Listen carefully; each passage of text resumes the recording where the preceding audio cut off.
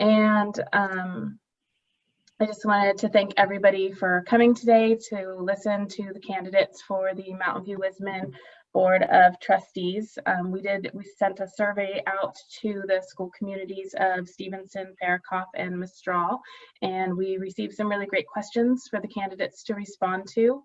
I'm sorry the survey had such a short response window. It's my first time setting something like this up, and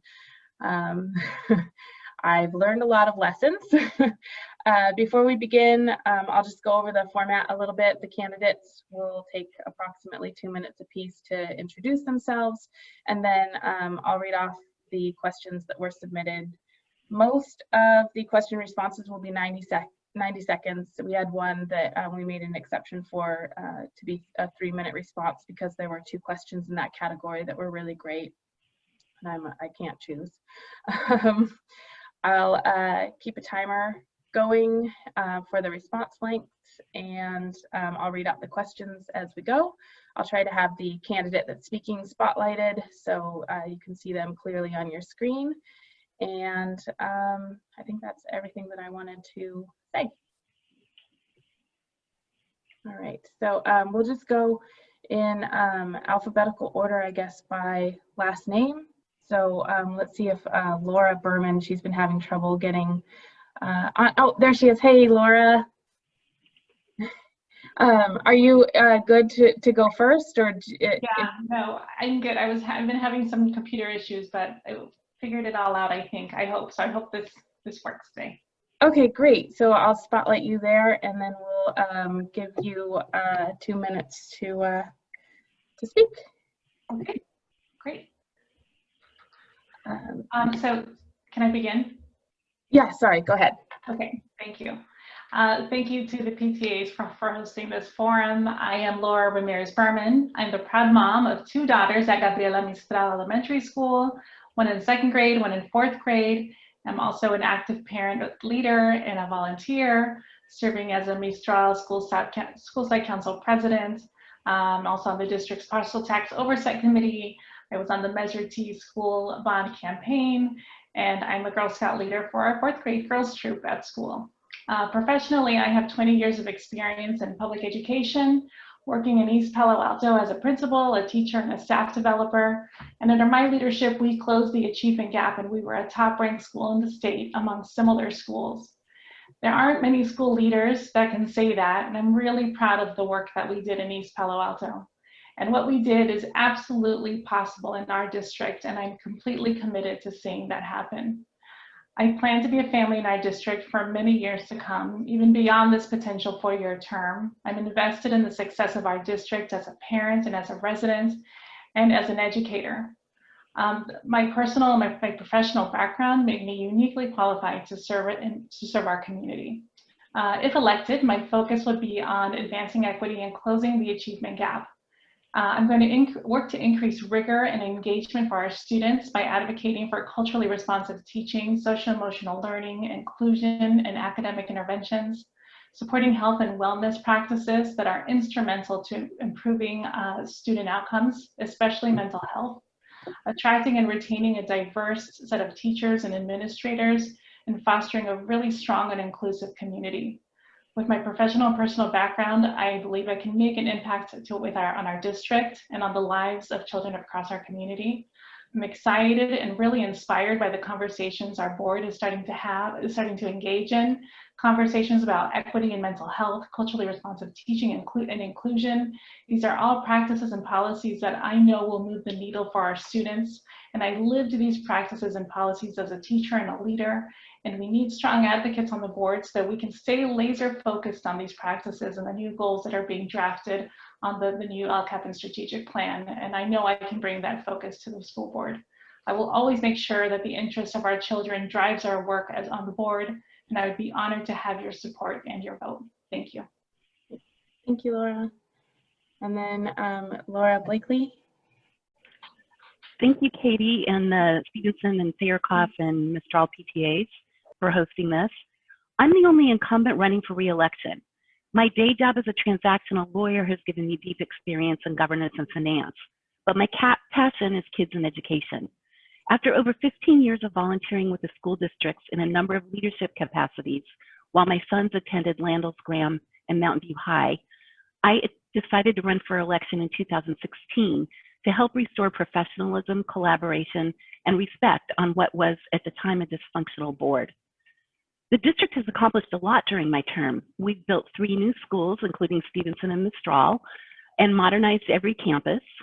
I take that back, Castro was new, I'm sorry, but we've modernized Sayerkoff and Mistral. Student achievement has climbed by 10% district-wide, while schools like Castro and Sayerkoff have increased by a remarkable 23 to 28%. We've implemented programs like RTI to build in regular time for differentiated instruction. We've expanded our award-winning preschool program so more kids can enter kindergarten ready to learn. Our annual teacher retention rate has increased from 50 to 75%. And we've partnered with the city and a developer to forge an agreement to build 144 units of affordable housing for our teachers and staff. Yet there's more work to be done. If I'm reelected, I hope to build, oh, I just lost my screen, I apologize. I hope to build on these successes, and I will work hard to ensure our schools provide an environment where all kids, regardless of income, language learning differences, immigration status, race, or gender identity, can be successful and enjoy learning. I aim to earn your confidence. Thank you. Thank you, Laura. Chris, would you like to go next?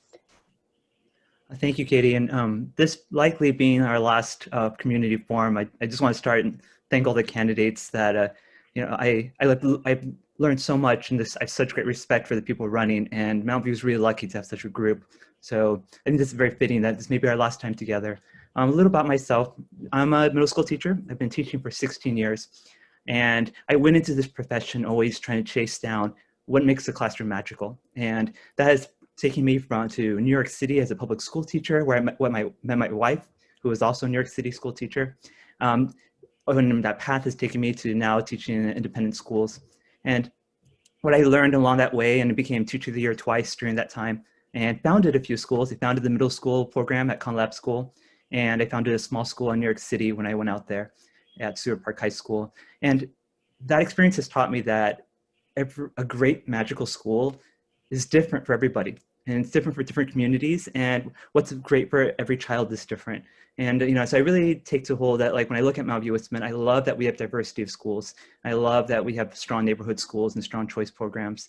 And I look back, I served on the board between 2012 and 2015, and I look back to some of the things I did at that time, and I'm really proud at that time. It was not an easy time to serve. It was a really hard job for those guys who were in the district back then.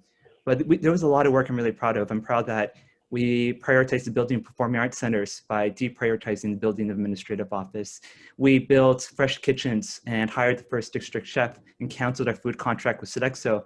And that was driven by parent meetings with Spanish-speaking parents talking about their concern of nutrition at the school. And that became something that we still see the legacy of that in our strong, robust food program.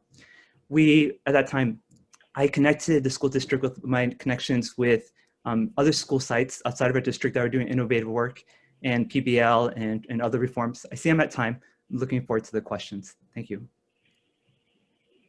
Great, thank you. Patrick? All right, I'm Patrick Neshleba, a proud parent of a 6th grader at Crittenden Middle School and a freshman who's at Los Altos High School. Many thanks to Katie for organizing this event, and to all of you who are on Zoom for taking time out of your day to hear from us. My wife and I have had kids in the district for the last 9 years, and we've lived in Mountain View for over 17 years. My story is one of service to our public schools. I served for 2 years as the school site council president at Montaloma Elementary. I served for 3 years on the board and district facilities committees for Measure G. And I've engaged in leadership roles every single year we've had kids in the district, from helping run walkathons with our PTAs to contributing to district strategy and boundary discussions to campaigning for Measure T just this past winter. In my day job, I'm a technology innovator, a strategist, a project manager, and business operations professional with years of experience shaping multi-million-dollar budgets, developing organizations for a Fortune 50 company, everything from leadership development to diversity and inclusion programs. In my free time, I'm a musician and composer. I play trumpet in a Bay Area band that I helped create over 22 years ago. I'm running for the school board so I can use my life experience to help our district build on the progress of the last several years, really raise the bar for our elementary and middle schools, and ensure all our kids are ready to excel in high school. My priorities are: first, to ensure better academic outcomes for all children; second, deliver outstanding school facilities; and third, promote excellence in teaching and district leadership. In addition, I'd really like to help ensure our school board continues to work as an effective team, exerting a positive influence on our school community, and does not return to the dysfunctional state it was in from 2012 to 2015. As a strong consensus builder, data-driven thinker, facilities expert, and the only candidate with a child in our middle schools, it'd be an honor to be able to complement the wonderfully diverse capabilities of my fellow candidates on this call and serve our community for the next 4 years. And I'm looking forward to answering your questions this afternoon. Thanks. Thank you. Okay, Manny?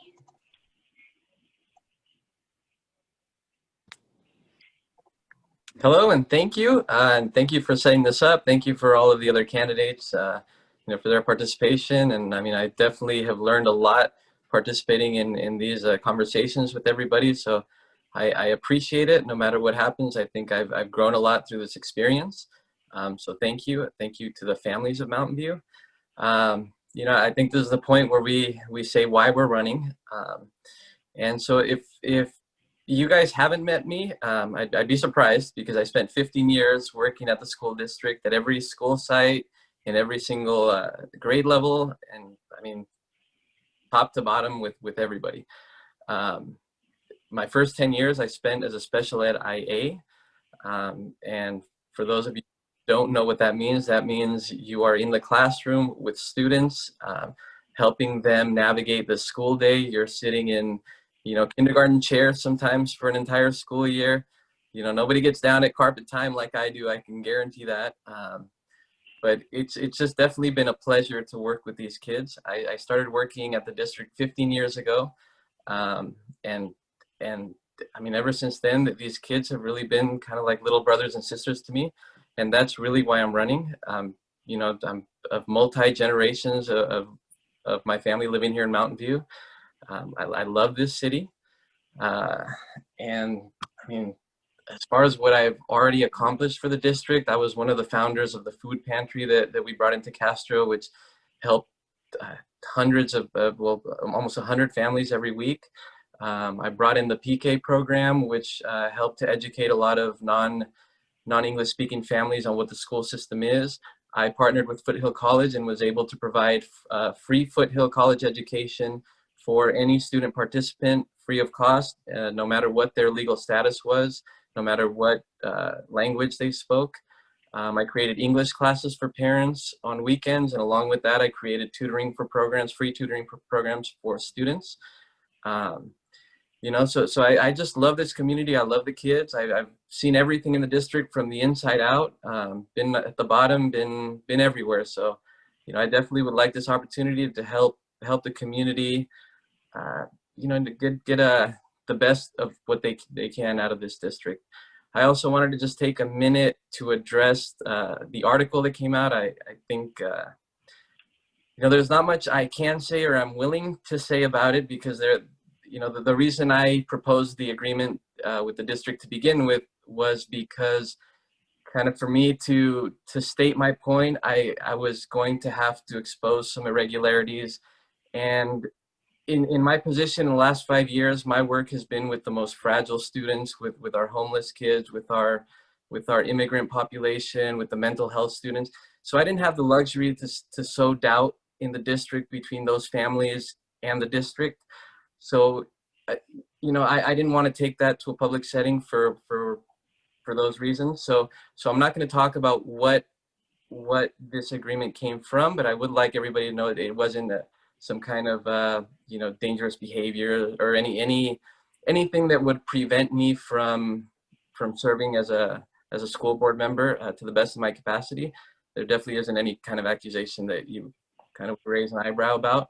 And even with the inflammatory title of the article, that I was told when I signed that just kind of puts me in the realm of the public as opposed to the employee, which before I just had access to all the schools as any employee did. And this was just letting me know, hey, now you're part of the public. You can just come on campus as any other member of the public can. So I think that's important for you guys to know that that's where that clause came from. And even if the district meant something more punitive by it, they just recently had a board member under a similar clause, and it wasn't an issue. So thank you very much. And I just hope to continue my work with the kids and do what I can. Great. Thank you, Manny. And I have been checking, and I don't think that I can spotlight 2 screens at once. So I'm just going to go back to live speaker mode here. So I'm going to read off the questions, and then if anybody from the community needs to know what question they're responding to, I'll have that up on my screen so you can find me, and you should be able to read along with the question. Okay, so let's see. The first question, so we'll go to Laura again first, and let's see. So the first question that we had was about the school fencing. Some parents and staff in the district are concerned that installing fences around our campuses will actually make them less safe. The concern being that if an active shooter comes onto campus, the fence is only a minor deterrent to a motivated individual. Students and staff will be unable to quickly flee from campus, as they will have to leave through just a few gates, which will create bottlenecks and concentrate people in specific areas that will be more easily targeted. And what are your thoughts regarding this? You said Laura, is that me? Yeah, Laura, sorry. We have 2 Lauras. So when we speak about fencing, I think about this being a safety issue and clearly a community issue. And I know as a parent, when I drop off my 7 and my 9-year-old at school, I want to know that they are going to be safe at school when they're not in my care. And when I was teaching and when I was a principal in East Palo Alto, I wanted to know that I would show up to work and I would be safe, and so would my students. And the reality is we're seeing fencing going up across so many schools in our state. Because the stakeholders at the school sites, parents, teachers, have expressed that same desire to have that safety, to have that feeling of being safe when you drop off your child and when you're working and when you're teaching there. Something just happened to my screen, sorry. There, sorry. And so, and I think that I participated very actively in these conversations at Mistral when we were talking about Measure T and the priorities and safety. And overwhelmingly, the families that showed up to those meetings expressed a desire to have those fences and to have their students feel safe. And beyond the fencing, it was also cameras and other things like that. As a school board member, here are the things that I think we need to consider. So one, when we hear those voices, we have to ask ourselves, are all voices being heard? So who isn't present at the meeting? Whose voices do we need to consider? Who do we need to reach out to, and what is that going to look like? And reaching out also means that you think beyond the stakeholders at your school site. We need to also involve the community members, because they also will be impacted by the school site, like we've seen in Montaloma and other communities that have come out and said, you know, this is our shared space and we want to have a voice in this too. We also need to look at the research. What does the research say about fencing? What should we consider when we're making decisions like this? What are best practices? And that should really inform our decision as well. And honestly, fencing is a deterrent, but fencing alone won't keep our students safe, and it has to be part of a larger comprehensive plan, which every school site should have. And the school sites should have drills. I did it at my own school site, so we can make sure that our drills are as effective as they think they're going to be, and that we make changes as needed. And as parents, I think we really need to make sure we're clear on what those drills are, because those bottlenecks shouldn't happen. We should be designing those fences with that in mind. And as a parent, we should make sure that we're really clear on what's going to happen to our children if there is such an emergency. Thank you. Thank you. And then Laura Blakely. Thank you.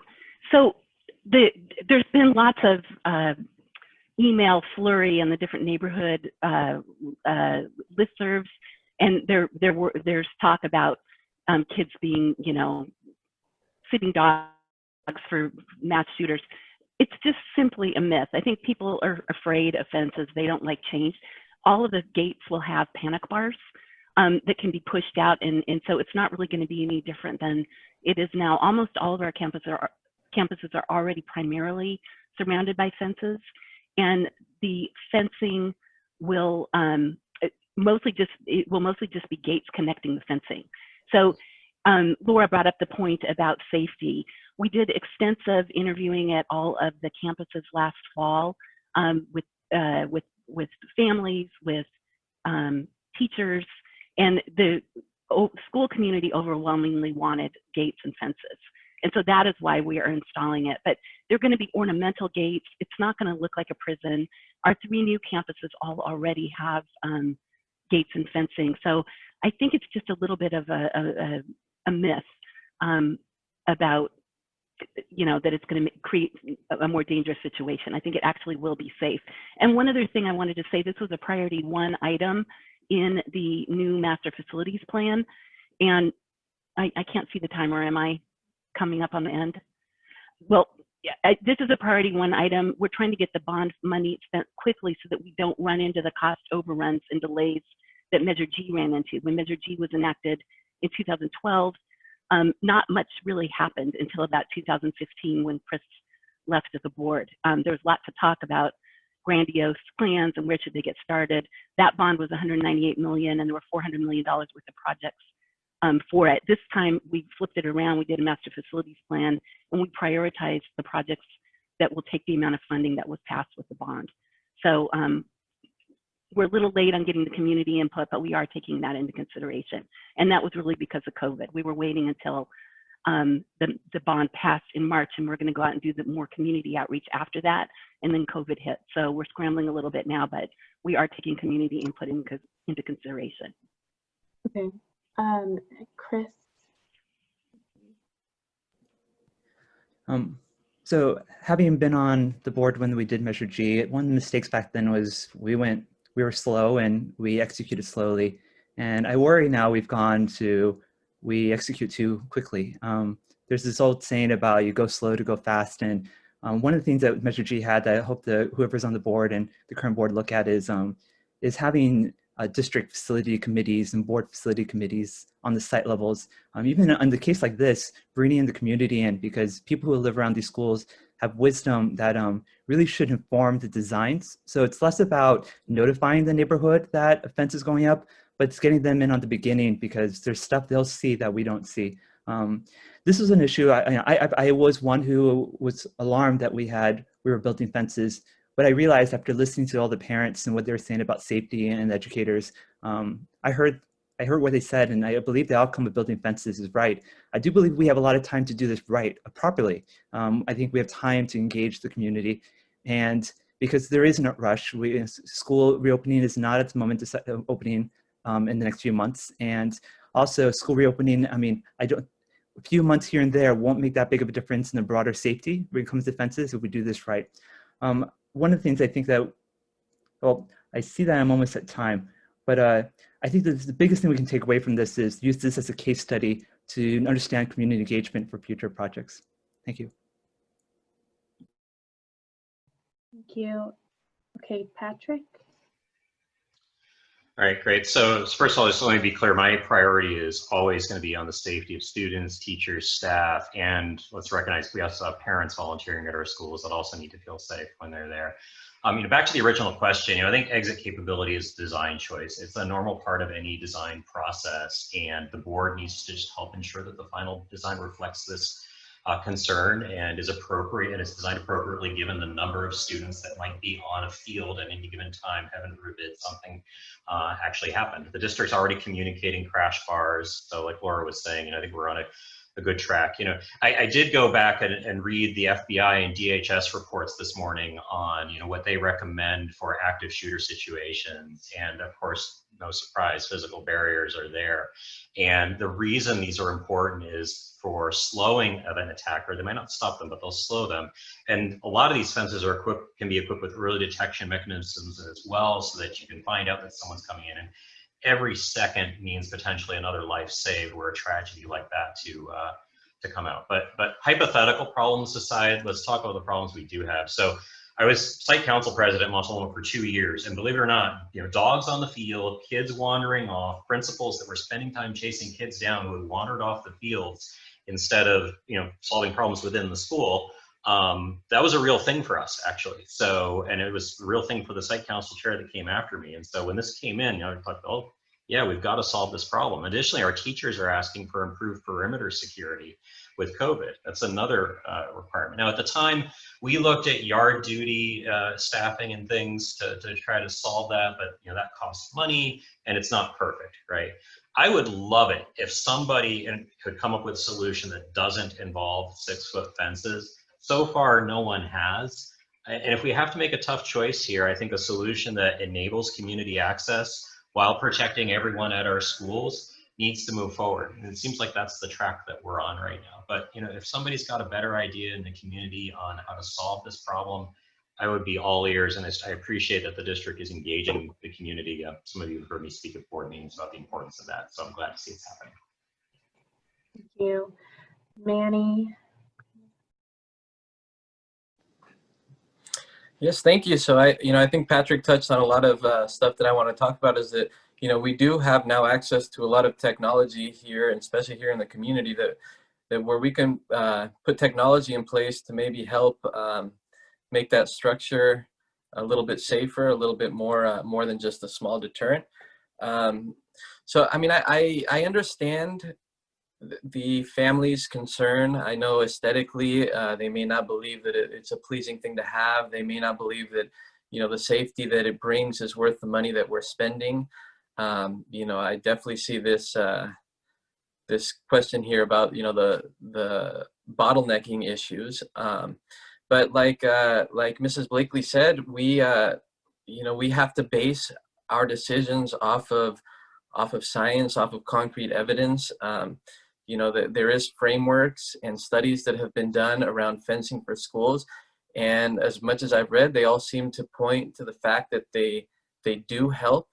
I think there are things that you can do to prevent the bottlenecking, but it also creates areas which, law enforcement will be there within minutes. And these are the areas where law enforcement will be able to immediately dispatch SWAT teams or rescue teams as they need, be able to protect these areas, and focus on getting a majority of our students out as quick as possible, and then going in and assuring that there's safety for everybody. And unfortunately, I think a lot of the school shootings that we see come from within the school. And I think that, the conversation there needs to be around mental health. So I think that, maybe we're looking at this as a piece by piece instead of like a systematic thing that we need to do to prevent these concerns that the community has. So along with the fencing, we need to look at, the issue that, we sometimes have kids on waiting lists in mental health at the school sites, and that really shouldn't be an issue. So I mean, I'm for the fences, but I do think we need the community involvement to let us know, what they believe will be a good solution for each individual community. Great, thank you. We're going to go on to the second question. Can you guys hear the chimes on the timer when it goes off on your end? No? No. So that's not helpful. Okay. So let me see. The second question here is regarding choice schools. As a choice school, this was submitted from a choice school parent. As a choice school, sometimes we have needs and requests that are unique to our curriculum, but it often feels like the requests get pushed back from the district because they don't want to give what's considered preferential treatment.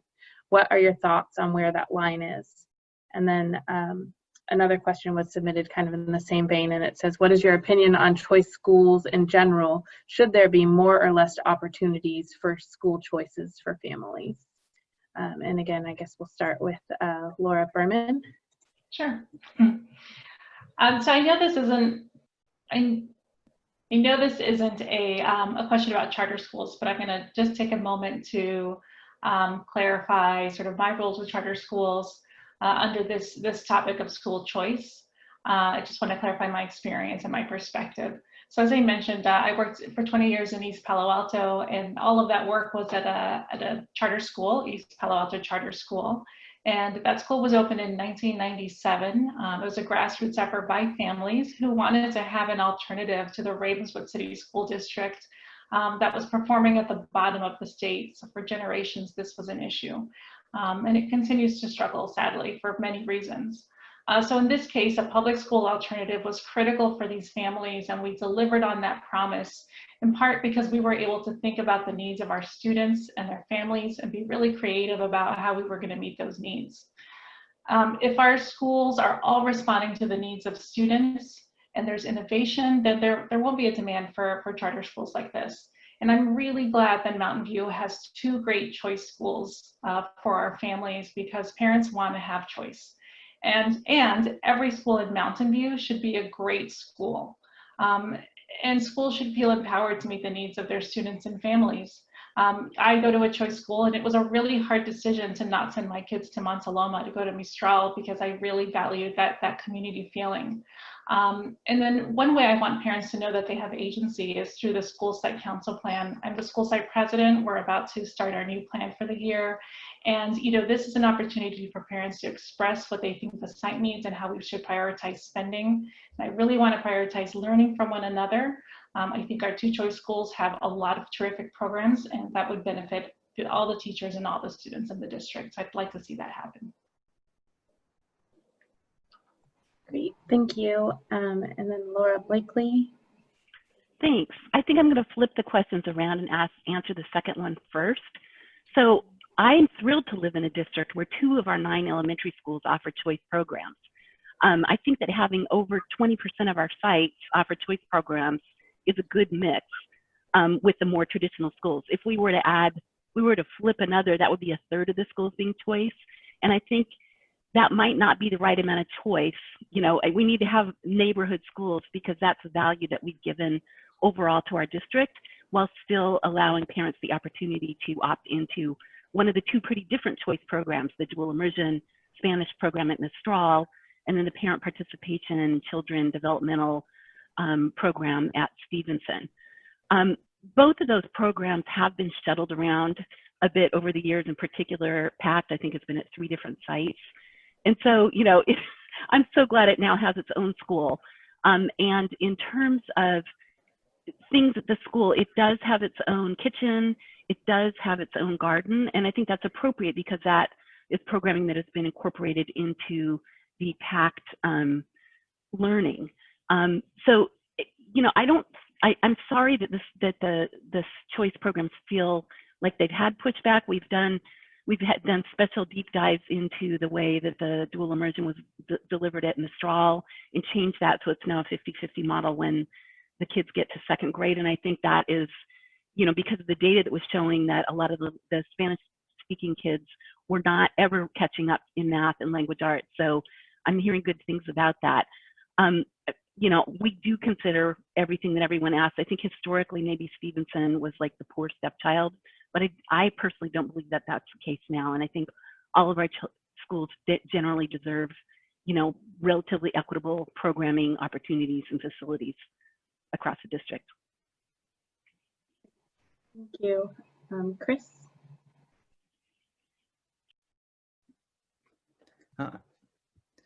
I'm a strong believer in choice in schools. Primarily from my experience as an educator, I've come to believe that we too often schools try to bend our children to the school or to the district. And as an educator, as a parent, I encourage parents and teachers to consider if the school should be bending towards the child instead. And choice allows us to recognize that every child's different. Among choice, I believe neighborhood schools are a choice. When a family chooses to go to a school, if they live in a neighborhood that they can walk to a school, it's because they want to be part of the community and they like the feel and they see their neighbors' kids go there. That's a choice, as much as Mistral or Stevenson is. So I don't necessarily believe that choice needs to have a cap. I see all our schools as choice. And I really would love to see our district listen to parents and listen to the children to see, do the choices we offer correspond to what the kids need at this moment in Mount View Westman? I would love to see programs expand of looking at can the elements of Mistral expand to the middle school and create another entry point for middle schoolers to learn to become fully fluent and proficient in Spanish as a future life skill. I would love to see, more languages. Part of the reason Mistral is so beautiful is because we know the language is important. What if we offer some programs of that elements in other schools so that neighborhood schools also had language elements? Love PBL and project-based learning and SEL at Stevenson. We have initiatives at Montaloma, but let's see PBL and those things that people go to Stevenson. Let's see that across all schools. So I actually would love to see more choice because I see all this as choice, and as such, we should treat all the schools equally. Thank you. Thank you. And Patrick. All right, so talking about the first question here, I do think equity is important, and we all need to recognize when we're making requests for our schools that the district has some legal requirements that it needs to meet also in terms of equity. And if we feel like the law is being unreasonable and if it's tying our hands, then let's work together, both with the district leadership and our schools to drive change there. But when we support a choice program, we need to be fully committed to it, and that includes funding. And if there's ambiguity between the school and the district office when requests for more come in, I'd really like to see us come back to the scope and the mission of the school and really look at that and say, is this support needed in order to fulfill the scope and mission? And if that's not clear, then let's have a discussion together about getting better clarity on what the scope and the mission is and eliminate any ambiguity about it. And that can be a lighthouse that'll get us all on the same page and help us move forward. And if budget's a concern for this, look, we can always look for more efficient and more effective ways of accomplishing goals at the schools. And as somebody whose day job involves efficiency and cost reduction and fun stuff like that for large organizations, I'm more than excited to contribute thoughts to how we do that. On school choice in general, I think what we have now is a good balance. We've got a critical mass of people students in our neighborhood schools to keep them healthy. And we've clearly got a critical mass at choice programs. As we grow, I think we need to keep looking at it. We need to keep the promise of neighborhood schools in North Bayshore, but we can look at others and see what the community wants. Where we see overwhelming interest in a particular program, though, that's an important signal, and we need to be asking if we need to be proliferating more of the approach at that school into the rest of our schools. I look at the overwhelming requests for Stevenson, and I think maybe there's something good there that we can spread more widely. Great, thank you. Okay, Manny. Yes, thank you. So I've worked at both choice programs. I definitely have seen, the level of commitment by the families, by the community, the amount of effort and work they put in themselves just to make sure that their schools are beacons for other choice programs, around the county, around the state, around the nation. So I'm very proud to have said that, to say that I've been a part of that community. And as far as how the equity, how equity plays a part of this, that there's a big difference between equity and equality. And I think that with these choice programs, their mere existence is kind of, us saying that we want to explore different types of education, different things that might fit for different families, different students, different communities within Mountain View. So I think it's important that we continue to explore how those programs can achieve their goals. We do have to make sure that we are investing in every student in an equitable way, but that doesn't mean that it can't differ from site to site. So I definitely, I'm always open to seeing the approaches by families, the approach by the district. Ultimately, I think it's up to the district to manage the program, and it's up to us to just ensure that it is being managed in a way that the community wants it to be managed. So I definitely advocate for more. I do think that within that program, we do need to look at the equity, because there seems to be an inequity in the number of students, the population of the families, as opposed to our neighborhood schools. But whatever it takes to make sure that those programs are running well, I'm definitely willing to explore every option. Great, thank you. And I will move on to the third question. Okay, so this one is about COVID. How will you deal with COVID testing for teachers and staff?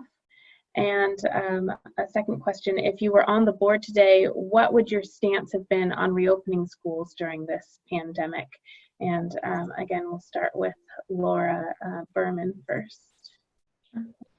Well, first of all, I want to thank our teachers and our district staff. I'm so grateful for the work that you're doing and the sacrifices that you've put in. So thank you. If we have any teachers that are watching this or that will watch this. In terms of testing, it was something that the teachers, I heard the superintendent say that teachers wanted to have access to regular testing and the PPE, and I believe the district has partnered with El Camino to supply the testing for the teachers and the staff. So I'm glad that there's testing available. And when it comes to reopening, I believe that the safety of our teachers and our children is paramount. And you know, there are school districts that are opening around us, and I would have liked for us to have opened as well. I know a lot of families were disappointed, but I also want to be really clear that this is a really, really hard decision. And our board and our superintendents, they're very thoughtful and they have the best intentions in mind when making these decisions. That being said, I believe that there's some things now that we're here that we can improve to have better outcomes for students and for our families. And one is around differentiation. I feel like we still have sort of this one-size-fits-all model happening in distance learning. And now that we know that we're in this for the long haul, I think we really need to double down on that. We really need to start our differentiating instruction and getting into some small groups. We need to support our teachers even more with health and wellness for students. I'm hearing a lot of social emotional learning, and that's great, but really our teachers are on the front lines and we need to support them to make sure that they were able to identify the needs of their students. We really need to work on communication as a district to make sure that teachers, principals, parents, we're all on the same page about what's going on. And the other people on the front lines are our parents. So we really need to support our families with at-home learning too. Thank you. Great, thank you. And then Laura Blakely. Thank you. Well, I am on the board today, and I am supportive of the decisions that we've been making. But first, with respect to the testing, I believe that the COVID testing should be free and accessible for our teachers and staff on site.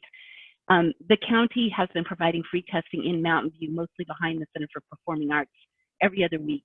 And the district, as Laura mentioned, has been working with the El Camino Healthcare District to make it available at our schools. I believe the arrangement, they're trying to get it to be twice a month. Initially, it was once a month. I've been on the phone with my counterparts who are on the healthcare district board to try and facilitate that, and I'm confident we'll get sufficient testing. I'd love to have the kind of 10-minute one that you spit and you get your results right away, available more widely if that were possible, but I don't think we're there yet from a material standpoint. I do support the decision to delay reopening until January, at least January. I think the disruption now that we're in the middle of this, and it seems to be working reasonably well for most, but not all kids, to go back on site, and then if we have an outbreak to then flip back to distant would just be even more disruptive. If there's a way to safely reopen sooner for our at-risk populations, including our special ed kids, I'm strongly in favor of that. And intuitively, I thought it was more important to open, or very important to open for our littlest learners, but the data is showing overall they're doing pretty well, and it's the middle school kids who are experiencing more challenges.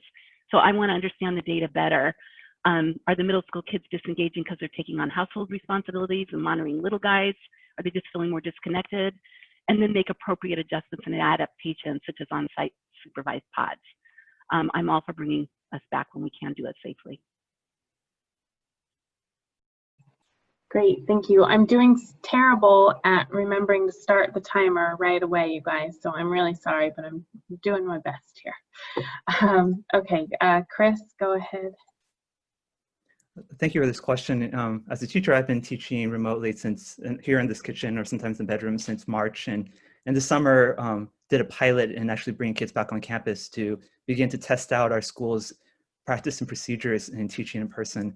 I'm preparing to go back to teach in person next month. And all that experience has taught me a few things. For one, safety, I don't believe is tied to time. I don't think January is going to be any different from now. Safety is tied to preparation.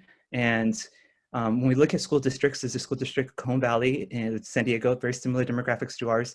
They use the summer pilots to help their teachers prepare and the district prepare. Now that we've decided to look at January as the next checkpoint, this is a great time for us to look at using this time to do pilots to test out bringing the highest need, bringing the youngest kids back on campus. Sunnyvale's doing the same thing right now. They too have a January checkpoint, but they are phasing kids in now so that they're building the experience, because what's going to make us safe is not January. What's going to make us safe is that we're incrementally learning and building our wisdom. And that really requires us to look at other schools. You know, I have been able to thrive in this setting because teachers have been going online and learning best practices, and we don't reject. You're not hearing anything, are you?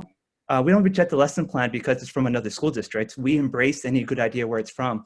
So I really would love to see our school districts not speak kind of like, you know, joke that we don't listen to other schools. And I know the superintendent does listen to other schools, but when they say things like that, it breaks my heart, because in schools, we should always be learning. And that's what we need to do right now.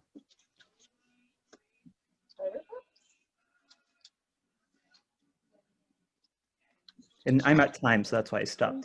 That was 90 seconds. I'm sorry, I was trying to find this, trying to mute this.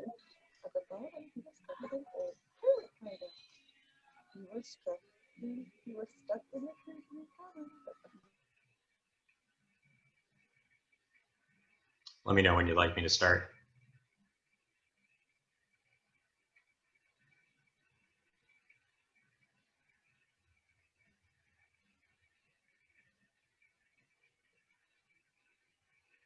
Go ahead, Patrick. Okay, great.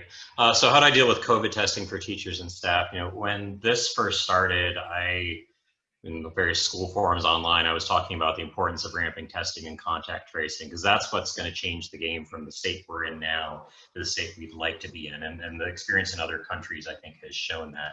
I would love to have free weekly or even daily testing if that was possible. You know, if there's an area after first responder testing capability that we should be invested in, this is really it. And 7 months into this pandemic, I think this ramp of infrastructure nationally is a colossal failure.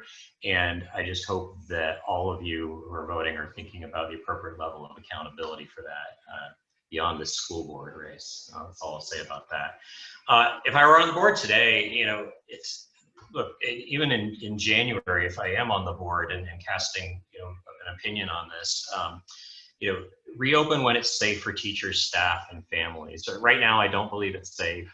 I support the general direction the district's going in on this, but I think we can be going faster for special needs and younger students, and also particular attention to specific family circumstances. Look, if someone's got 3 to 4 young kids at home, regardless of their learning situation, it seems like we should be trying to find a way to make an accommodation for that family. I've talked to so many parents while I've been out, you know, walking precincts even, and talking to supporters about just kind of their home situation. And I feel for that. Like, I used to have young kids too. They're older now. Like, it's hard. Finally, just, you know, share knowledge and make sure that people have access to the latest, best information so that we can start feel more comfortable with the steps we've taken. Thanks. Great, and Manny? Yeah, thank you. I am definitely in support of the move that was made to delay the opening till at least January. Nothing that I've seen shows me that the district is not doing everything in its power to be prepared and to make sure that when we do go back, that they are, you know, ready for these in-class learning environments. I'm a huge advocate for our special ed department, for our at-risk children, our homeless population, and that is definitely something that I would love to see the district work on, making sure that those students do have in-person opportunities, you know, as well as our students who receive mental health therapy or counseling there at school. So I definitely would like to see the framework for how those students can continue to go as we deal with this pandemic. I think we definitely need to be science oriented, medicine oriented. We need to listen to the guidelines that are coming out. But we do need to be prepared, if we do go back to the second wave, to having to go back to home. And I think that, like has been said before, we have the opportunity now to have adaptive learning when we do home learning. And I think that that is something that the district needs to really aggressively look into, so that, maybe it can be an opportunity for our students, both low and on the high end, to challenge themselves more than they would in a setting that kind of teaches a common concept as opposed to a focused concept. Thank you. Okay.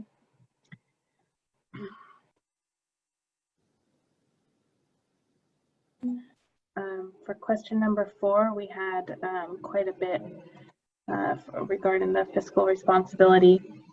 It says recent Mountain View Wisman School District construction projects, Stevenson, Vargas, signage, etc., have had inadequate oversight, and several mistakes have been made that wasted taxpayer money. No hot water at Stevenson, no electricity at Vargas.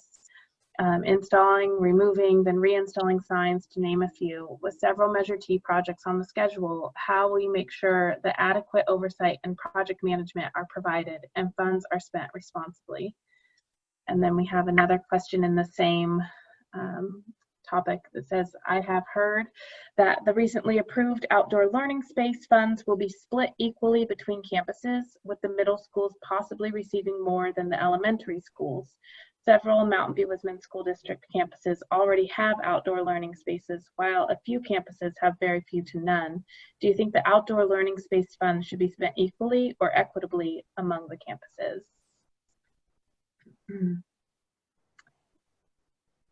And I will spotlight Laura Berman. Can I just say, do you want to mix it up and switch the order a little bit so poor Laura isn't first on the firing line all the time? I don't mean to tell you how to run your meeting, but no, yeah, that's fine. You read my mind, Laura. Do you want to just go backwards then? Maybe Manny, you want to start us off on this one? Sure. Okay. Okay, great. So then I'll spotlight you. And for this one, we're doing 3 minutes for a response, since there's so much to cover there. Okay. So I definitely have seen things kind of, get lost between the weeds, a lot of back and forth going on in the district with the board. But, it seems like especially with the amount of students that we are going to be seeing in the next few years, the projects that we have coming up, seems like there needs to be a need for a project manager, someone that specifically looks at these issues, that is able to make decisions, that has experience, that is more adequately prepared to delve into what it takes to make sure that these projects are completed, maybe even look to complete under budget, under schedule, look to maximize our money as well as possible. I mean, the district, I've been more involved in the last few years. I definitely, when I was an IA for 10 years, you don't really understand the structures of the district. You don't understand the pots of money, how things are spent. But it seems like in the last few years, we have been spending a lot on consultants. We've been spending a lot on legal fees. There's positions. I think a few years ago, and for most of my time in the district, we didn't have the need for a PR. But in the last few years, our PR is, I think, one of the highest paid positions in the district. And then it seems like, we will hire, consultants for any major administrative duty, which I'm not sure what the need is. It seems like before we would just hire someone to do the job. We would hire a CBO, and our CBO would be in charge of taking care of our budgetary needs. But there wasn't a need to hire a consultant, for another couple $100,000 to advise that CBO. So I think that, as far as money management, and it's not that maybe there is a need for it, but I think that we need to communicate that to the community, because, you know, we're not playing with our own money here. This is the money that people are putting in their taxes, that they're making choices to sponsor these bonds on, and they're doing it because they want to know that this money is being used the closest possible to the student. You know, we always talk about that money being the closest to the student. I think that's where our fiscal responsibility lies. I think we need to make decisions, and that might mean, you know, retention of staff might be a big thing. So it might mean give somebody a raise, but we need to be transparent as why we're doing that. You know, what are we getting out of the money we're investing? Great, thank you. And then going back down the list, Patrick. Okay, so, you know, Laura Berman, Laura Blakely, and I all pounded the pavement campaigning for Measure T. And I don't want to speak for my fellow candidates here, but I'm guessing that we're, like me, we're all personally invested in making sure that we follow through on the promises that we talked to voters about earlier in this year. You know, when we talk about construction mistakes, you know, and planning mistakes and project management mistakes, it's important to recognize that the mistakes go back before the recent projects. I mean, the reason we had a COP to do additional work was really a function of the cost inflation we saw during Measure G. I mean, there was potentially, if we had executed Measure G on time, we probably could have found $50 million in savings opportunities based on construction costs going up by 8%. During that era of rapid construction cost inflation. I really applaud the board for the way Measure T was structured so that we could get ready to go immediately. And you're already seeing this. If you've been watching the board presentations like I have about the construction costs, you're seeing stuff coming in under budget, right? You're seeing us ready to go. We're like, gosh, we're doing fences already. What? Like this is moving. And that's, from an execution perspective, that's a good sign. You know, I think, you know, it's important the district works very closely with Greystone West. There's nothing like a good design partner to help get through these things, as well as the CBO's office to stay on top of planning. And I think the board can conduct milestone-based reviews and oversight to test if that management approach is sound and add staffing if it's needed. And where we see opportunities for savings, we can go and we can do even more. You know, when we talk about adding, you know, it's funny because on the one hand we can say, well, we don't want to hire consultants, but then when we talk about hiring a construction manager, well, you're hiring a consultant, right? So it's important when we spend money on that, we make sure it's actually needed based on how the projects are performing. The last thing I think is important on this is that, you know, communication with the community. It is so essential. You know, I talked to the board earlier this year about the importance of details as we go through this. I did this firsthand when I was on the district facilities committee, and we helped shape these things so that they move forward well. And I think, you know, more of that approach, it probably would have helped these mistakes that are called out in the questions. And I actually absolutely expect it going forward on these projects. On the question of the outdoor learning spaces, so on Measure G, we had this principle of a minimum facilities standard. This was something I was really pushing in the working group meetings at the time and found it really resonated with our community. And I think it resonates now. We need to be able to promise that regardless of where you go in Mountain View, you're getting minimal standard. If we're about outdoor learning spaces, then it doesn't matter if you're going to Therakoff, Stevenson, Mistral, Montaloma, Huff, Bub, Graham, Crittenden, Vargas, you know, you get a minimum standard, it's equitable, right? So I think it's not about the funds being spent equally. I think equitably and getting everybody to a minimum outdoor learning standard that we can all be proud of is the way to go. Thanks.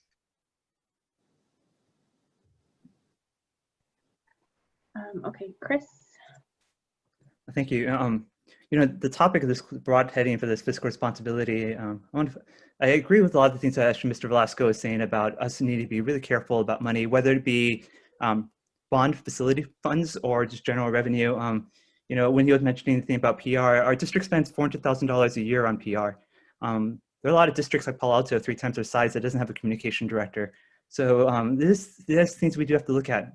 Now, focusing on construction, you know, we should always have this lens of what will impact the children. You know, Measure G had a lot of mistakes, and I think there's a lot to learn from that. I do wish the board and the school district would look at Measure G as a case study rather than a place to point fingers. But since I have become the body of that board, and I will say that taking the experience we learned there, Measure G, one of the things that we learned there is that the district doesn't have the bandwidth to control all facilities planning. They don't have the local site wisdom. And there's a lot to learn if we can trust the local communities, empower the talented parents that each school site has and the local knowledge they have, and have school sites all simultaneously be looking at innovation in their schools, studying case studies outside their schools, and all happening at the same time. And the reason why construction slowed down in Measure G was because we had the district having to focus and manage so sites were being built one at a time because district staff can only be one place at a time. So I'd encourage whoever's on the board for Measure T to look at this distributive model and look at this idea that community relations isn't about PR, it's not about informing, but it's about taking Mountain View's unique talent and having us be part of this to look at the ecology of the designs, look at innovation and best practices. And I think, on that second question about shade structures, what a great opportunity for us to do that. What a great opportunity for us to look at tree management and look at building sustainable spaces that should really be needs-based. So I actually, on that point, I actually think the school district will do that. I don't think the school district will just uniformly put shade structures where it's not needed. I do believe that they will be doing a survey of who needs it most. But that does require innovation. A lot of people have been talking about shades because of COVID-19, but we really have to separate the two. As I return to work, shading for COVID-19 are temporary shade structures that don't need DSA. And when parents ask about those things, we need to recognize that can happen, but that's not bond funding, that's emergency funding. But when it comes to shade structures, I believe this is a real time for us to, like what's happening right now with the fences, make sure that the community is part of the design. So in design, you hear about this is famous picture of people building a sidewalk that's L-shaped, and yet the natural path, people are crossing not on the sidewalk, but crossing through the grass. And we don't want construction to be like that. At Stevenson, I remember how hard it was to get bathrooms in kindergarten, and we didn't have the money back then. So now we can't just needlessly spend hundreds of thousands of dollars moving signage or building audiovisual equipment for boardrooms. We need to put that money because a while ago we didn't have it. Great, thank you. And so we'll move to Laura Blakely. Yeah. Thank you. So I just wanted to touch on a couple of things that had been said. Consultants fees, there's been a lot of stuff on the Facebook pages. The consultants fees line item in our budget actually is mixed with consultants fees, professional fees, and operating expenses. And that number overall has gone up. But it turns out what's really gone up is the operating expenses. We've spent over $1.5 million more on instruction in the last 4 years since 2015. So it's not consulting fees that have gone up that much. It's stuff that touches students. I agree. I think Chris and Manny also said that stuff that touches students is what we should focus on, and I agree with that. Although the bond funding is for construction and facilities. As far as the fact of lack of oversight and mistakes that have been made, I actually disagree for the most part with that premise. There has been a couple of things, like Stevenson should have had hot water, I believe. The new campuses probably should have had some more storage, but we were using pre-approved plans with the Department of School Architecture. And so, I think people thought that they were adequate, and apparently the state thinks they're adequate, but we as consumers now realize teachers need more storage and the building should have hot water. So I think that's a case of lessons learned. I think if we were, when we build more schools in the future, everybody's going to be paying attention to that. As far as electricity at Vargas, that was PG&E and planning. And I don't know if any of you have had much experience in construction. I was a real estate lawyer overseeing construction for the first 5 years of my career. And once you dig, you find stuff that it doesn't show on any plots or maps or whatever. And PG&E had said, no problem, we can hook up the line. And then when they got to hook up the line over by Whitman Station, it turned out the structure that it needed to be hooked up to was all full.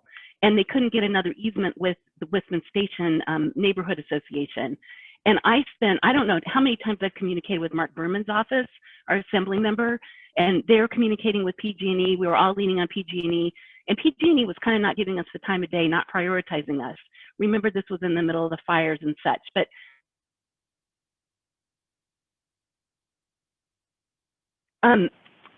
sorry, my phone's going off. The signs also, like the sign at Vargas, after we placed and installed that sign, the city decided that, oh yes, they would put in a crosswalk for us and a signal, which we appreciate. But the only place that they could put the post was right smack dab in front of the sign. So I don't think that was anything that oversight could have helped. We were working with the city in tandem all along with the plans, and they said, no, we're not going to give you a a signal, and then they did. As far as outdoor learning spaces go, oh, and the bond oversight committee can help with all that stuff too. They had their first meeting yesterday for the new Measure T bond.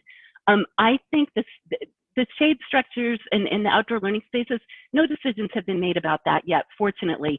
One board member suggested maybe the middle schools should get the money, not the elementaries, but that has not been decided. And in fact, what the superintendent said is he's going to have the principals set up meetings with each school site and figure out what's most appropriate at that site.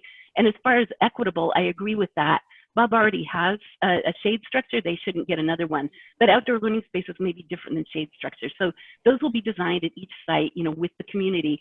And maybe we'll even have more money if we get the initial funds spent quickly on the fences and can have some cost savings there. So the outdoor learning spaces moved up to priority 1 because we found out we already had some money, and I'm hoping there will be more.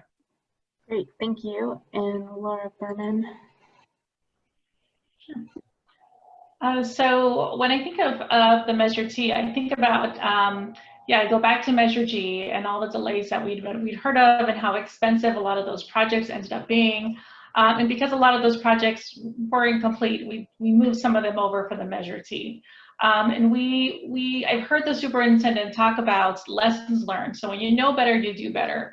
And what I'm seeing is that the Measure T, there are all these projects in phases that have been organized and are being presented one by one. And it sounds, I think Patrick alluded to this, that like it sounds like on some of these we're actually making movement and we're coming in under budget, which is great news, because then maybe there'll be some nice to haves that we can afford later on.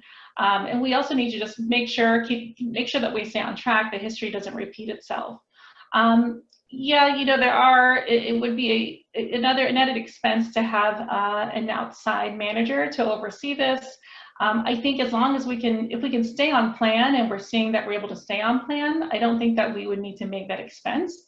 If we consider, if it's efficient and we're transparent and we're staying on schedule, I think we should be good. But if it does seem like we might see a repeat of Measure T, that's something that I think that we should consider. It'll save some time in the long run. I know that we're in the middle of a pandemic. We're not really sure what's going to happen. There's a looming recession. So if we have it in the budget to do that, maybe we consider it. But I think that as organized as things appear to be right now, I'd like to see if we can avoid that. And I really appreciate that with the fencing. I know perhaps if the hiccup didn't happen with not informing the community and we didn't have to come back and do another set of meetings, maybe those fences would have been put up, and then that would have caused a delay. So I hope that, you know, this was sort of a lesson learned on making sure that all voices are heard, that we thought of any potential pitfalls that could happen in future projects, and that we're sort of being proactive to make sure that this doesn't happen again. And I know we've already talked about the fences, but I'm glad that we are engaging the community and making sure that we do it right. So it's important to do things right. We can't afford to delay our projects. So we have to get them right the first time. And one of the other reasons why this is so important that we stay on track with our spending is because research shows that highly effective boards spend the majority of their time talking about learning and instruction and on students and achievement.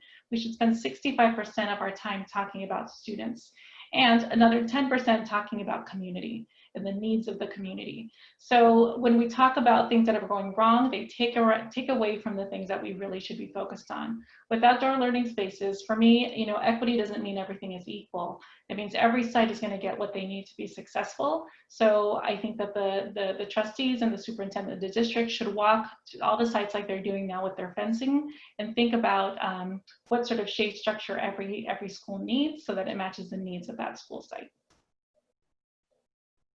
Great, thank you. I'll move on to question number 5. And for this one, I'll start with Chris and kind of hop around if that's okay. Okay, question number 5 was the Mountain View Wisman School District appears to have a history of asking for community input and then either not providing feedback on why community requests cannot be granted or ignoring requests for more information. It seems that the policy of asking for community input is only used to say they did it and not actually to provide guidance and decision making. As an elected representative of the people of Mountain View, how do you view your role as a school board trustee? And then the next question is, our district spends a significant amount of money on outside consulting. The last Equometric survey they paid for was very poorly written and did not provide actionable information. In the future, would you encourage that the district office work with the Greater Mountain View Wisman School District community to gain insight and expertise into the MVWSD projects and initiatives?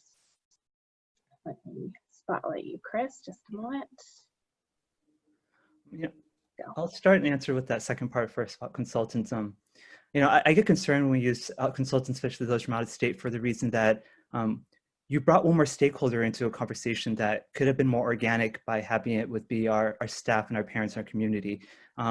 There are ways where some consultants can be really craftful in facilitating, eliciting ideas, but sometimes it's just one more voice at the table, especially when it's expensive. Our first strategic plan, cost us $250,000, and Google paid for most of it. But then I worry about that cost. On the issue of input, one of the most proud things I did, most things the school board does is a group, and no single trustee can take credit. But I'm really proud that I started streaming YouTube meetings for the board meetings. When I first brought that to the board, we were the first district in the region to put our meetings on YouTube. And when we did it, it sounds like a no-brainer now, but back then it wasn't that easy to convince the community or the district to do it. And I think that's been a major asset. So when it comes to input, a lot of times the board just needs to really have a tone of welcoming input. Let everyone talk. The city council does a great job. They set a time. If there's a lot of speakers, you have less time, but anyone can talk. It's really hard to know when a board meeting starts. So if you miss that cutoff point and you don't get a chance to share, we saw that when a lot of parents were concerned about the $1 million home loan to the superintendent. And a lot of people said they couldn't talk. They got in line, but they got there late and they couldn't speak. And in situations like that, a board should actually not vote on the item. Bring it back next time so more people can talk. I see that in my time, so I'll stop there. Great, thank you. So we'll go to Patrick next. I'll spotlight you. Sure, yeah. So in terms of community input, obviously the board needs to listen and be open, and absolutely agree with what Chris said on that. But we also need to make sure that as a board, we are financially supporting the idea of communication, and that means supporting communications. Communications is hard work. It takes professional discipline. So I've managed business operations teams in my day job, and they include professional communications managers whose life is doing this work and doing it incredibly well. And when you get a good one or two, they are invaluable in making this community input process work, making it clear, keeping it on track, and getting an input when we need it. Good communications managers are not cheap. Not only is it tough to hire in the Bay Area, you have to pay a lot, but there aren't a lot of them around here. But when you get one, it's great. And I think we need to recognize when we're talking about what we spend on communications people, like, we can't say we're not going to invest in communications or we don't want to spend money on communication management and say, but we want to communicate well with the community. Like that's kind of a dissonance for me. So I think we have to make sure as a board we're committed to that. On outside spending on consulting, I think Laura likely kind of recapped some of that in the facts and some of her early answers.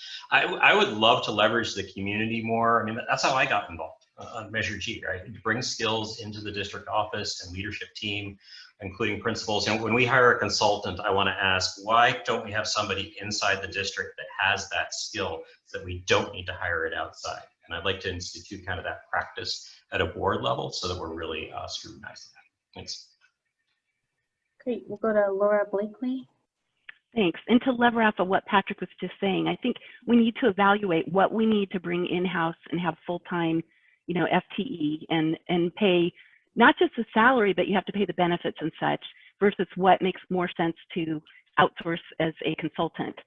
For example, the construction oversight that we outsource to Greystone West. We clearly need communication expertise internally. Since Shelley has come on board, I think the communication has improved tremendously, but she's been really stretched thin. We're now bringing in somebody to support her. And everybody's been saying, we need more community engagement. Well, the PR person is really the primary person who's helping with that engagement with the community in terms of messaging, as opposed to what the SCEFs do working with individual families. So I think that we've made a wise decision to bring that in-house, and I think it's very helpful.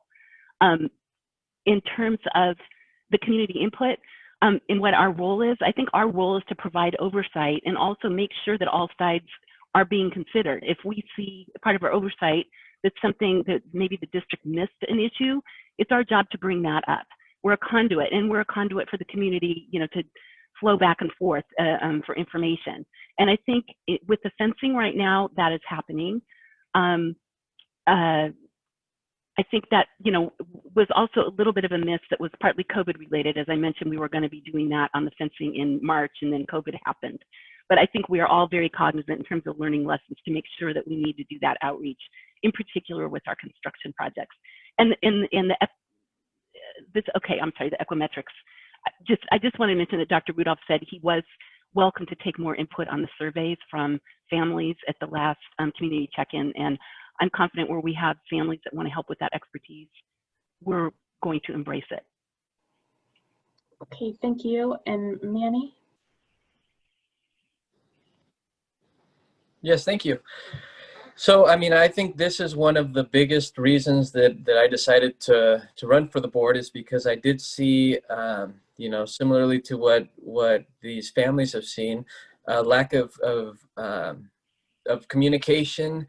And I don't want to say that because I know that, our PR person does a great job with communication, but I think there's a little bit of an issue with transparency, not with her position, but just as far as what the district wants to release and kind of the information, the way that they release the information. It just seems very, very controlled. It seems very, very one-sided messaging that everything is okay, that we're taking care of this, we'll inform you as needed. And I think the approach needs to be just full transparency, to get everybody together in the same room, to hash out these issues. I'll hear things like, there were decisions that were made that maybe in hindsight would have been made different, but I'm sure that there was people that were willing to chime in on that issue. I know, I was at Castro when the school was built, and we saw from the first plan that there wasn't going to be any space for storage, and we communicated that. But obviously, it doesn't, the information doesn't always filter all the way up.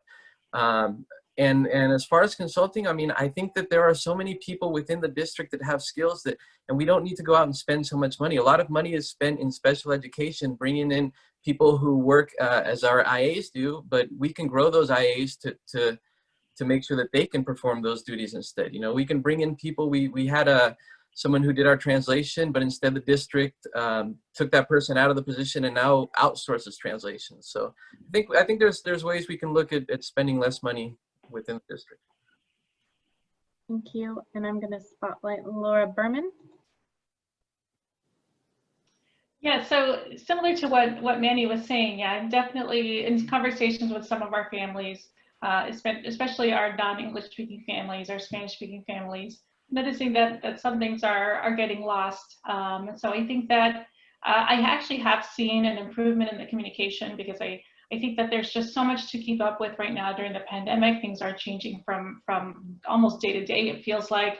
That some of the things were getting lost, and I was even having trouble navigating the website and finding the information that I needed about where we were in the process. So I felt like, if it's hard for me, I can imagine that it's incredibly hard for some of our other families to navigate all the information that's online.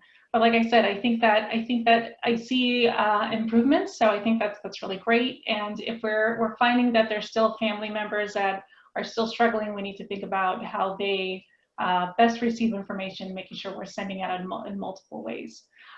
So I'm glad that the district has realized that there's an opportunity to improve it, and there's something being done about it. As a school leader, one of my strengths was getting buy-in from diverse members of our community, my staff, my families, my students, and we were all a really passionate bunch of individuals at my school site, but we can all align around a common vision. And I think aligning around a common vision is different from consensus. So we don't all need to agree on everything as a community or as a board to be effective. But we do need to align to a similar vision and work together to make sure we carry out what that is. And so some of my practices that I'll bring with me on the school board are just making sure that all voices are heard. You have to be really intentional about this. You have to think about who isn't at the table, and you have to make sure that you draw those voices out. We have to focus on the data and know what good data is. And if that means we should work with our amazing families in Mountain View, I'm amazed at some of the talents and the resources that our parents have. We should definitely listen to that. And just having really high expectations for what questions to ask. And you can count on me to ask all of those tough questions as part of the board. I'm out of time. Thank you. Thank you. So question 6 was about advanced learners. So what is your take on the needs of advanced learners? Before we start this one, I just want to be sure that all of the board members are okay going on. I know we had talked about going until 4:30. So if you guys have anything you need to jump off for. Oh, absolutely. Let's keep going. Okay. Okay, great. All right. So I guess we'll start this one. Patrick, do you want to start us off for this one? Sure. Yeah. So on this one, first I want to appreciate a little bit what we do already. I mean, having kids in the district, I've seen, the opportunity that comes through elementary science fairs and math Olympiad and opportunities where kids, that maybe have a particular gift can do a little bit more. I grew up, I was, full disclosure, I was in a gifted and talented program in my own elementary school, and it was supported all the way up through middle school. I have a deep appreciation for what those programs can bring. As a board member, I would certainly be open to discussion of bringing some of that back in the district if it could be done in a way that was equitable, that did not exclude people based on race, gender, or any sort of unconscious bias, and that could be done in a way that was free from fraud. Some of you that have been around here a while, I think, remember some of the things that happened with, test answers to questions getting out early, and then the G&T exam scores were way higher and the superintendent canceled the program. Let's not go back to that, but I would absolutely be open to looking at more of that for advanced learners. I mean, I was just talking with a couple parents, they were concerned that their kid was losing the love of math because she wasn't being challenged enough. And that kind of thing just breaks my heart, because that's how kids are going to excel and follow their passions if they're continually challenged. We raise the bar and we expect more of them, and I would love to see the board help promote that. Great. Laura Berman, do you want to go next? Sure. So for me, I mean, this is a part of equity too, right? I believe in kids getting the resources that they need to maximize their full potential. And yes, our schools have, science fair and math fairs, and just really amazed at all of the great projects that our schools are doing. And I think we could do more. As Patrick said, you don't want kids to feel bored at school and disengaged. You want them to constantly be challenged. And not lose that love for learning.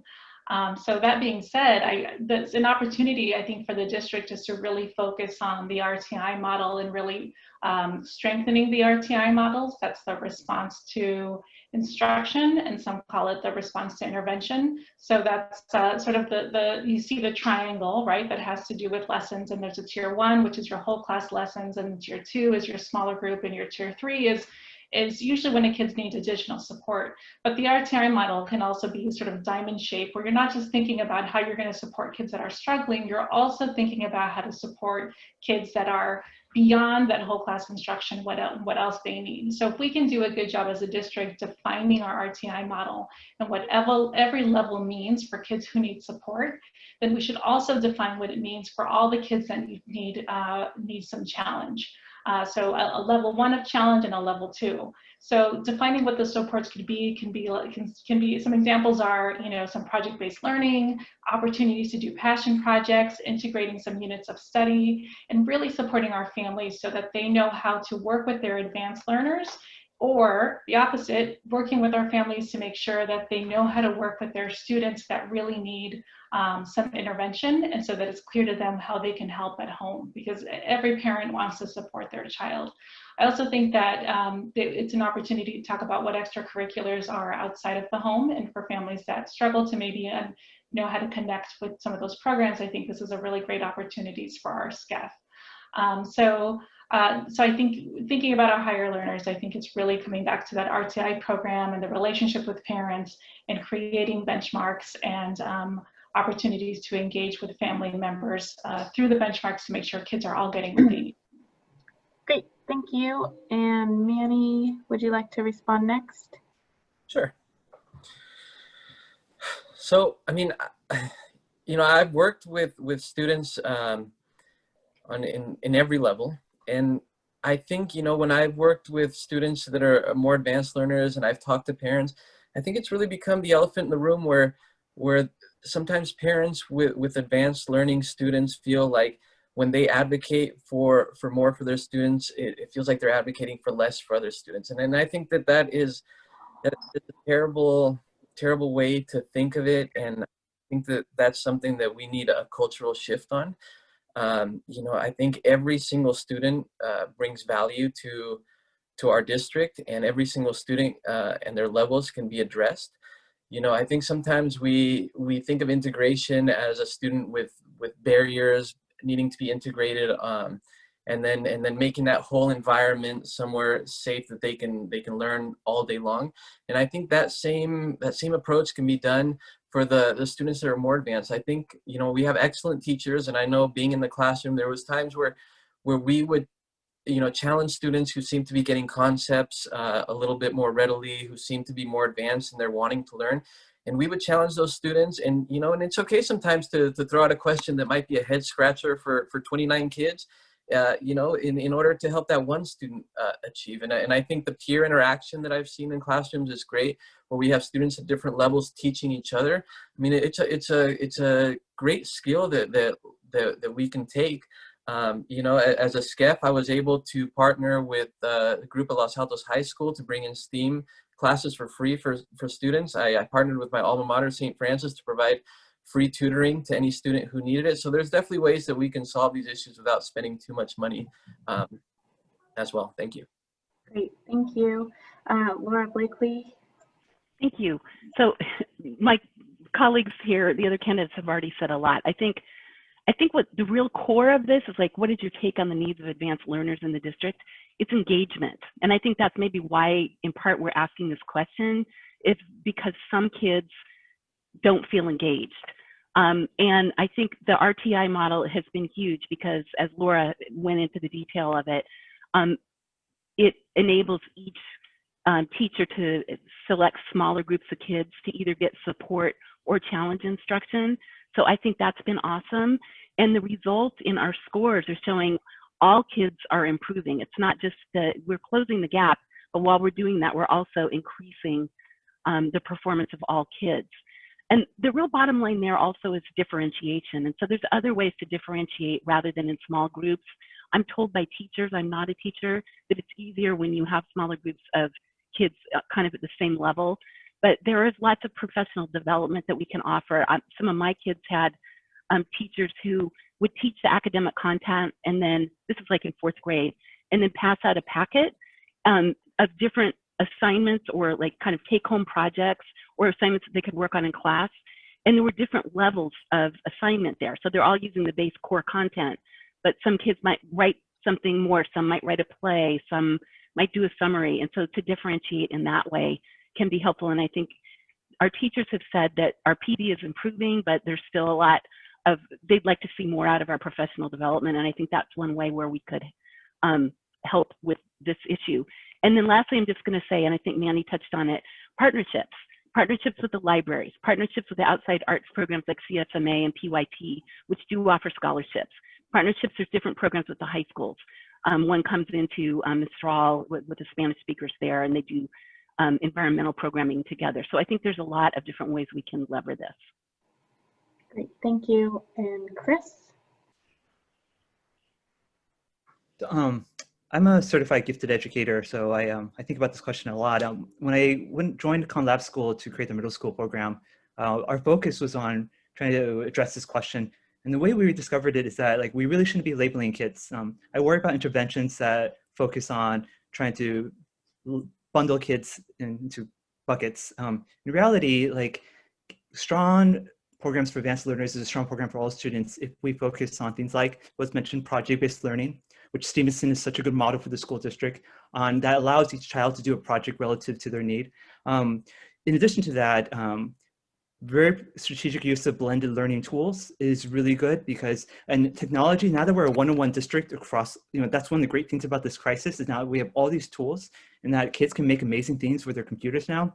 We need to be careful though, is that blended learning, one thing we discovered at the Khan Lab School is that we can't use technology like blended learning to be the main course. The whole vision of SalCon and the schools like that were to say that blended learning is just what enables you to free up time to do projects. So we really need to focus on it pedagogically speaking. How do we shift instruction for everybody?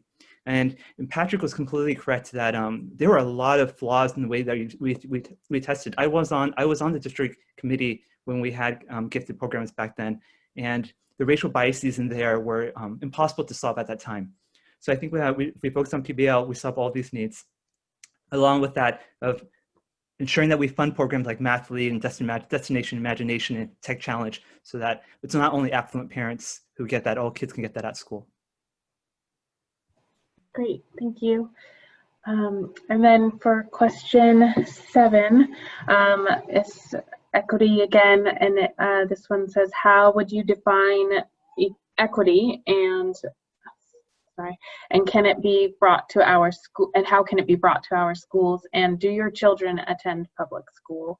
And for this one, we'll start with Laura Blakely. Thank you. Oh, am I muted? It says unmute myself. I think I'm okay. Can you hear me? Okay, thank you. So for equity, I would define it as a fair, transparent treatment for all. I think that includes, we're using equity as a kind of catchphrase to include other very important things such as diversity, inclusion, cultural competency. I'm really excited that those are going to be given higher priority, I believe, in the next strategic plan that we're starting to work on. We did have that included in the current strategic plan, which is expiring, but it was one of the things that, like with COVID and other crises that came up, it just kept getting shunted to the side. So now we've hired an equity coach, Megan Henderson, and she can't just shunt herself to the side. This is her job. She's working on an equity plan, and I'm really excited about that. In terms of bringing it to our schools, I think the professional development, like I touched on earlier, is going to be huge.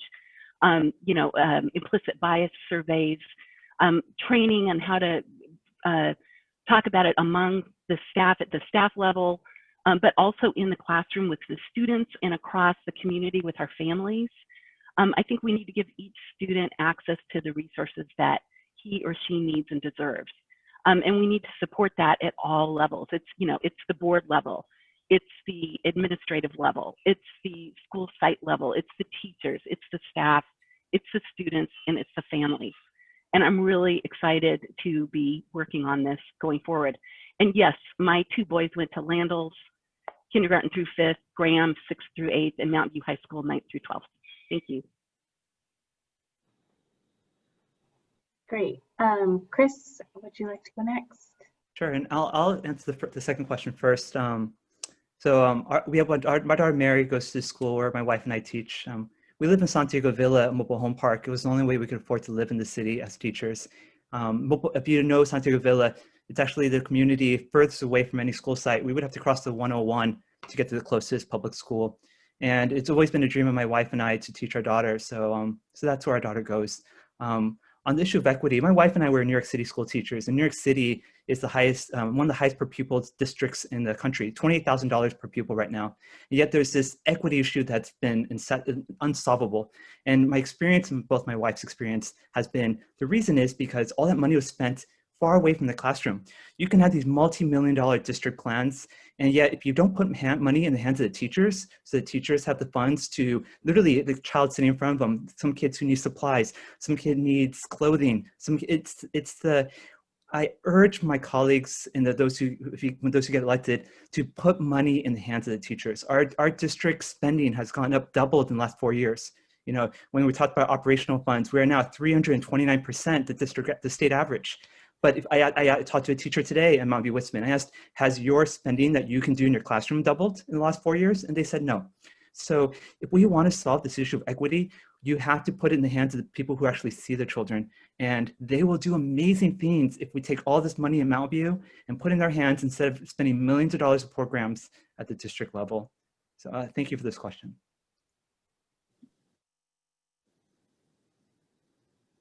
Thank you. Let's see, Manny, would you like to go next? Sure. You know, so I used to be asked, you know, do you have any kids? And I used to say I have thousands, and they go to every school in the district. But no, the reality is I don't have kids, not yet. So really, I mean, my point of view, my stake here is to create a school district where hopefully my future children we will be able to attend and have the best education possible. So that's my stake. You know, I don't have kids that are leaving the district. I don't have kids that have gone through the district. I have hopefully kids that will in the future attend our school district. I mean, as far as equity, I think, you know, you always hear the debate between equity and equality. Equality being, you know, everybody gets the same thing. Equity is that, you know, everybody gets what they need to make sure that we can close that gap. And then that's kind of the approach that I'd like to see with equity. I think it can be kind of thought of as a mean towards an end of equality. I think it's a way that we can set up systems or bring down barriers that will mitigate the effects that the inequality has brought to the lives of these students. I think it's our job to bring every student to the starting line, to the same point of the starting line by the time that they leave our district, so that their achievements can be based solely on their efforts, on their, you know, their strive towards their own life goals. And that's what I'd like to see as far as equity. I mean, I think that we do need to bring in equity coaches. I think we have. I think we need to make sure that we look at, you know, the culturally relevant programs to make sure that any situation that is causing our students to start from behind, we can at least mitigate what we can inside the schools to give them the best opportunity to make up for that. Great, thank you. Let's see, Laura Berman, would you like to go? Sure, thank you. So equity in schools for me means that every child deserves an equal opportunity to succeed in school, and they have their unique tools to reach their full academic potential. And you know, I've talked about my work in East Palo Alto. I've made it my life's work to serve the underserved and to change the opportunity equation for families and students of color. And we were really successful at that, and I'm committed to seeing that through here in Mountain View. I believe that we have to look at every decision that we make as a board, as a district, through an equity lens. I've trained with the National Equity Project in Oakland. I've introduced Dr. Rudolph to the folks there, and they have some great programs and practices that, you know, set a lot of those strategies that I'll bring to the board. One of my priorities is to foster a stronger, more equitable community across our district, and I think it's really fundamental to achieving our goals. One of the reasons why I ran is because I noticed on our strategic plan from the last couple of years that we had this cultural competencies, you know, these culturally responsive practices on our plan that were in the red. And I knew as I watched those that those would be so relevant to meeting the needs of our families, families that, especially our families of color. And when that stayed in the red and I didn't see the change, I felt really compelled, given everything I know in my personal experience, to run for school board, which is why I'm here. And I'm so excited about the conversations that we're having.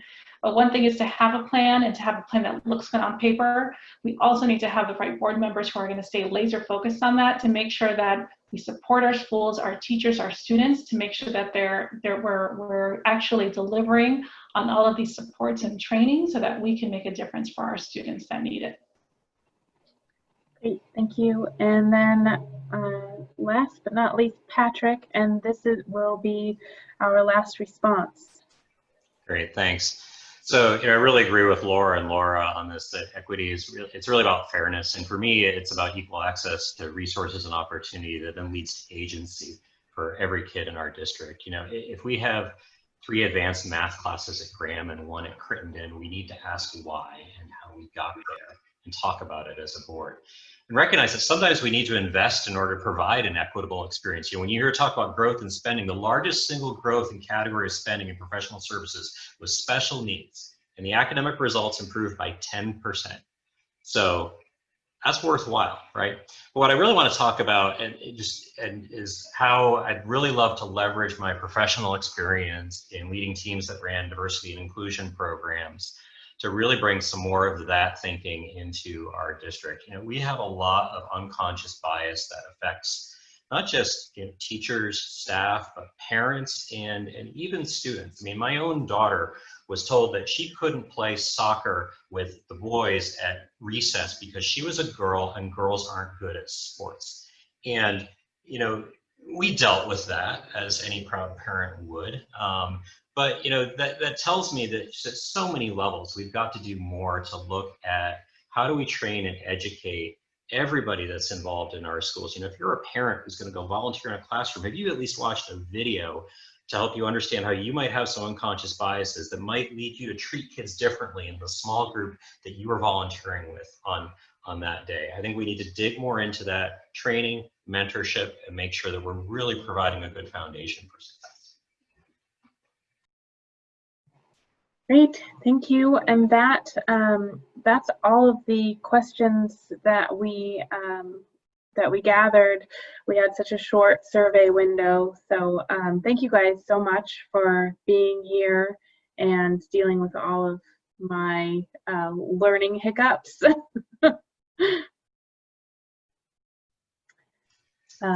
This is great. Thanks a bunch, Katie. Great, thank you. Thank you. Everybody. Thank you. Yes, thank you. Thank you everyone for being here. Thank you so much. Everyone have a great weekend. You too. You're wonderful, Katie. Halloween, everyone. Bye. Thank you.